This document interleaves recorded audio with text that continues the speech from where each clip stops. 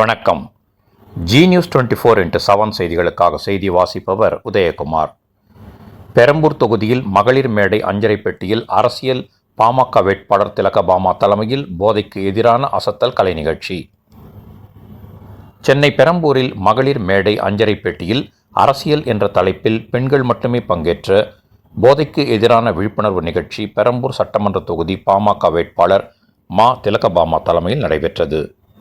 இதில் பெண்கள் ஆர்வத்துடன் கலந்து கொண்டு தங்களது கலைத்திறனை வெளிப்படுத்தினர். இதில் பரதநாட்டியம், ஆடல், பாடல், போதை பழக்கத்தால் ஏற்படும் தீமைகள் குறித்து பொதுமக்களிடம் விழிப்புணர்வை ஏற்படுத்தினர். எனவே மாறுவேடமிட்டு நாடக வடிவில் பெண்கள் போதைக்கு எதிரான விழிப்புணர்வு நிகழ்ச்சி நடத்தியது காண்போரை வெகுவாக கவர்ந்தது. அப்போது பெண்கள் நாட்டியமாடியபடி மாம்பழத்தை கையில் ஏந்தியவாறு பாமக வேட்பாளர் மா. திலகபாமாவின் மாம்பழ சின்னத்திற்கு வாக்கு கேட்டனர். இந்நிகழ்ச்சி பார்வையாளர்களை குதூகலமடைய செய்தது. அப்போது தனது சின்னமான மாம்பழத்தை கையில் ஏந்தியவாறு பாமக வேட்பாளர் திலகபாமா வாக்கு சேகரித்தார். இதனைத் தொடர்ந்து மேடையில் நின்றவாறு கூட்டணி கட்சி பெண் நிர்வாகிகளுடன் வாக்கு கேட்டு முழங்கிய போது அவருக்கு ஆதரவாக சிறுவர்களும் மேடை மீது ஏறி அவருடன் ஆர்வத்துடன் வாக்கு சேகரித்தனர்.